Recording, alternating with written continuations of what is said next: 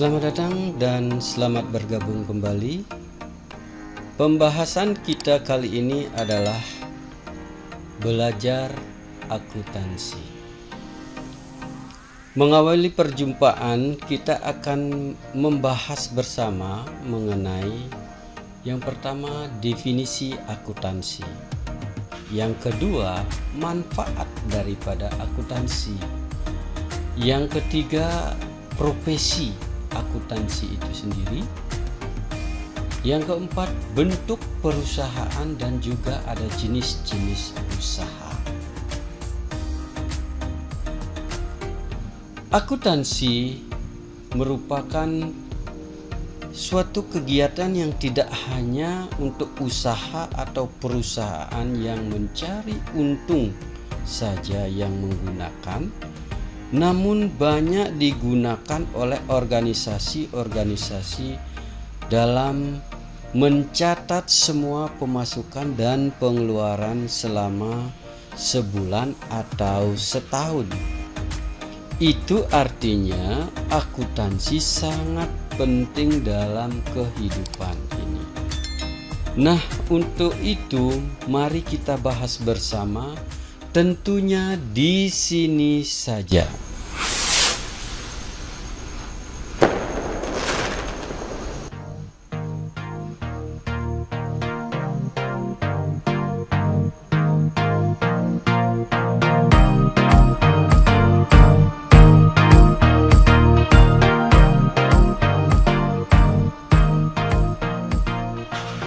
Baiklah teman-teman sahabat LWBW Production, dalam hal yang pertama ini kita akan membahas definisi akuntansi ataupun pengertian akuntansi. Akuntansi itu menurut para ahli itu banyak sekali yang memberikan definisi tentang akuntansi itu sendiri. Namun dari semua definisi dari para ahli tersebut, kita dapat menyimpulkan atau kita dapat simpulkan sebagai berikut, bahwa akuntansi sebagai sistem informasi, yaitu informasi ekonomi dari kegiatan atau transaksi organisasi atau perusahaan.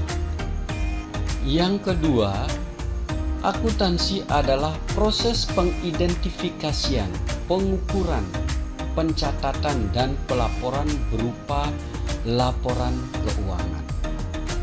Dan yang ketiga, laporan yang dihasilkan diharapkan berguna untuk penilaian dan pengambilan keputusan bagi pihak yang memerlukan.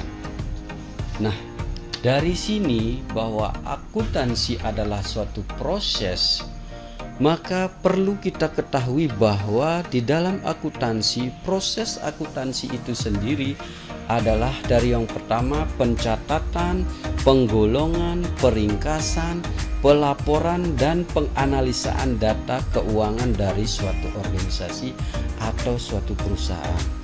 Jadi dari kegiatan penggolongan, dari kegiatan yang pertama adalah pencatatan, kemudian penggolongan. Ini adalah proses secara rutin yang dilakukan oleh seorang akuntan, dan itu bisa dilakukan secara manual ataupun kalau perusahaannya lebih besar dia memakai suatu sistem, sehingga akhirnya nanti akan menghasilkan laporan keuangan. Nah, itu dari pengertian akuntansi. Kita lanjut, yang kedua itu adalah tentang manfaat akuntansi. Manfaat akuntansi itu yang pertama adalah untuk mengetahui informasi yang berguna bagi perusahaan. Yang kedua, untuk menghitung laba rugi perusahaan. Yang ketiga, memberikan informasi yang diperlukan oleh pihak intern dan ekstern. Nah, di sini kita jelaskan sedikit pihak intern dan pihak ekstern. Pihak intern itu adalah yang berada di dalam struktur organisasi, ya tentunya adalah manajemen. Nah, akuntansi diperlukan sekali oleh manajemen untuk mencapai tujuan-tujuan seperti menyusun rencana kerja yang baik untuk pelaksanaan kegiatan tahap berikutnya. Itu. Yang kedua, pengendalian berdasarkan rencana dan penerapan sistem akuntansi yang baik dapat dikontrol atau dinilai jalannya perusahaan. Itu intern yang diperlukan oleh manajemen. Dan yang ketiga adalah pertanggungjawaban. Pertanggungjawaban ke siapa? Ya jelas ke pemilik atau owner dan pihak eksternal. Nah, kita lanjut kepada siapa saja yang dari pihak ekstern itu. Pihak ekstern ya tentunya investor yang pertama. Investor kenapa perlu kita berikan informasi? Karena investor sangat penting di sini di dalam dia akan menanamkan modalnya. Berarti dia harus perlu informasi mengenai laporan keuangan. Yang kedua itu adalah pemerintah. Ini sangkut pautnya adalah tentang pajak yang harus kita bayarkan ke pemerintah. Juga diperlukan suatu laporan keuangannya. Kemudian kreditur. Kreditur ini seperti perbankan. Apabila suatu perusahaan itu memerlukan modal kembali, tentunya pihak perbankan sangat penting kalau perusahaan itu mencari kredit ke bank. Dan pihak-pihak lainnya seperti misalnya serikat pekerja ataupun auditor akuntan publik. Nah, itu yang pihak-pihak intern dan pihak-pihak ekstern yang perlu untuk memberikan informasi. Maka ini akuntansi sangat penting. Dan yang manfaat yang keempat itu adalah mengendalikan dan mengawasi operasional perusahaan. Jadi dengan adanya akuntansi bisa lebih dikendalikan dan secara komprehensif bisa mengawasi tentang jalannya operasional perusahaan. Dan yang kelima itu adalah memastikan operasional perusahaan itu sudah tercapai atau sudah sesuai dengan target yang telah ditetapkan oleh perusahaan. Nah, itulah manfaat daripada akuntansi itu sendiri. Tentang profesi akuntansi. Profesi akuntansi itu adalah jabatan-jabatan dalam profesi akuntan. Ya, dapat dikelompokkan ke dalam berbagai bidang. Yang pertama adalah akuntan publik. Adalah akuntan yang memberikan jasanya dalam pemeriksaan laporan keuangan perusahaan. Jadi ini adalah untuk auditnya, eksternal audit. Yang kedua adalah akuntan intern. Ini adalah akuntan yang bekerja dalam suatu perusahaan tertentu. Jadi akuntan itu masuk ke dalam struktur daripada di perusahaan yang bersangkutan. Jadi itu akuntan internnya, dia itu langsung bekerja di dalam suatu perusahaan tersebut. Dan yang ketiga adalah akuntan pemerintah. Adalah akuntan yang dipekerjakan pada suatu lembaga pemerintahan untuk mengontrol keuangan negara. Nah, itu. Jadi dengan perkembangan seperti sekarang ini, di mana perusahaan-perusahaan itu sudah mengalami perkembangan, bidang profesi akuntansi juga banyak kita jumpai selain daripada akuntan yang ketiga ini. Seperti misalnya akuntan perpajakan. Itu jelas itu adalah jasa akuntan publik yang banyak dibutuhkan di dalam perpajakan, memenuhi peraturan perpajakan dan untuk menekan pajak seminim mungkin. Nah, itu. Terus ada lagi yang namanya akuntansi biaya atau yang sering kita kenal cost accounting. Cost accounting ini menekan biaya, bagaimana cara untuk bisa menekan biaya. Dan ada yang namanya penganggaran atau budgeting. Ini sangat penting sebelum kita melakukan kegiatan di tahun berikutnya. Budgeting itu sangat penting untuk mengukur seberapa besar keuntungan yang akan kita peroleh di tahun berikutnya. Nah, itu jadi banyak profesi-profesi yang muncul karena kebutuhan daripada perusahaan yang semakin berkembang. Nah, terus kita lanjut ke yang keempat,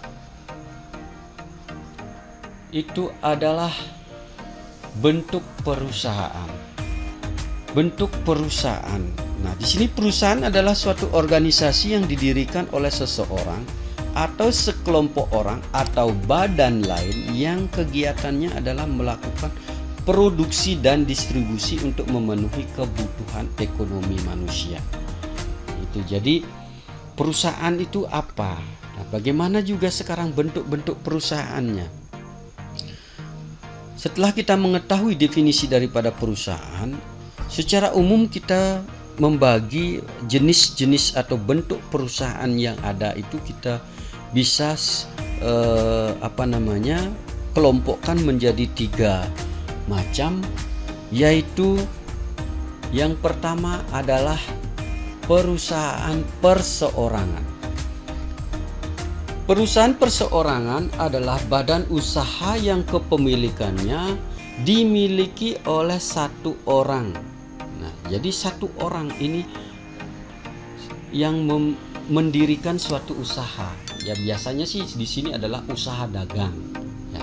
Jadi semua orang itu bebas membuat bisnis personal tanpa adanya batasan untuk mendirikannya.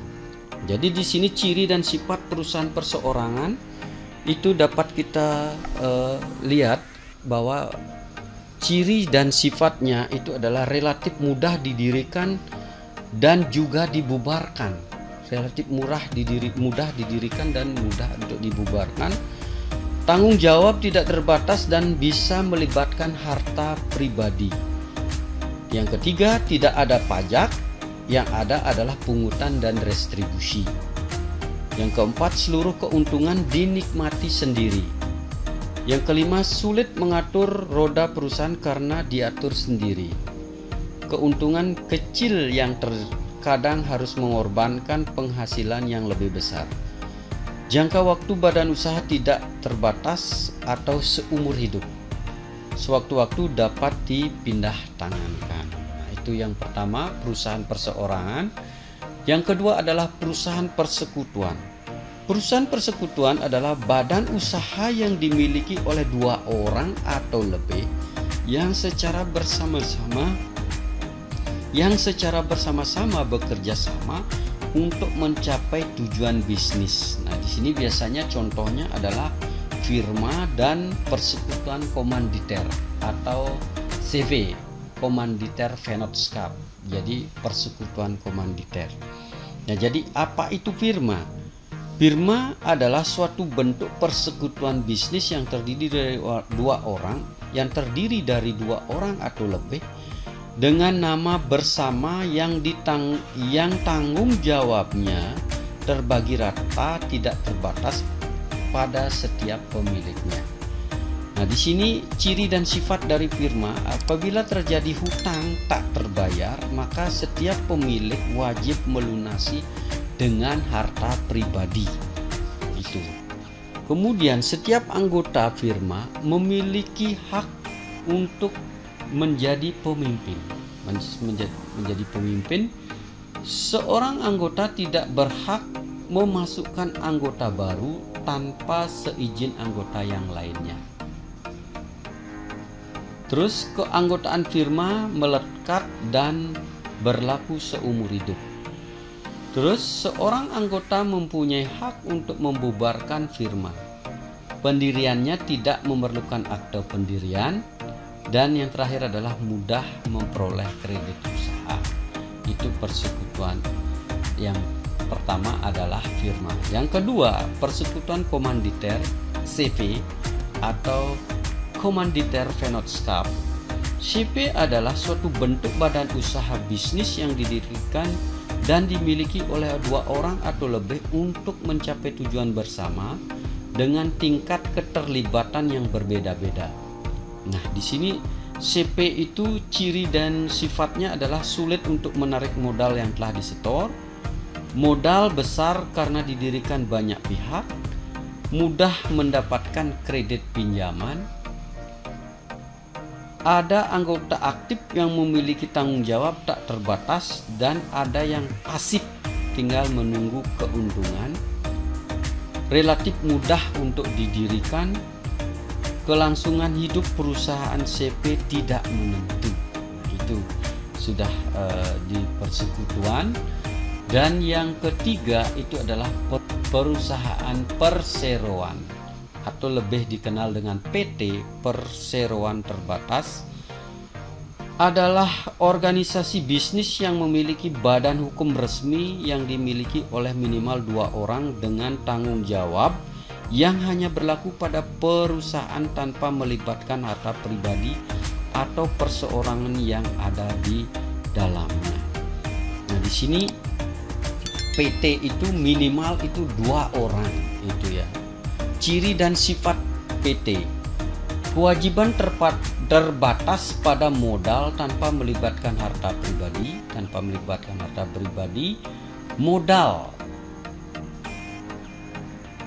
modal dan ukuran perusahaan besar. Kelangsungan hidup perusahaan PT ada di tangan pemilik saham, dapat dipimpin oleh orang yang tidak memiliki bagian saham, kepemilikan mudah berpindah tangan, mudah mencari tenaga kerja untuk karyawan atau pegawai, keuntungan dibagi kepada pemilik modal atau saham dalam bentuk dividen, kekuatan dewan direksi lebih besar daripada kekuatan pemegang saham, sulit untuk membubarkan PT, pajak berganda pada pajak penghasilan atau PPH dan pajak dividen. Nah, itu ciri dan sifat daripada PT. Itu bentuk-bentuk perusahaan. Jadi ada 3 bentuk perusahaan, yaitu perusahaan perseorangan, perusahaan persekutuan, perusahaan perseroan.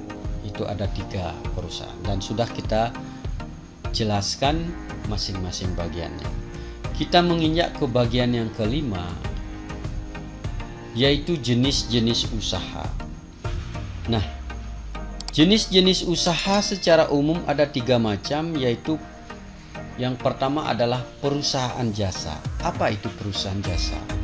Perusahaan jasa adalah perusahaan yang bergerak dalam bidang menawarkan jasa untuk mendapatkan keuntungan. Nah, menawarkan jasa di sini bisa seperti ya usaha salon, usaha biro jasa, konsultan, dan masih banyak lagi contohnya yang berupa jasa.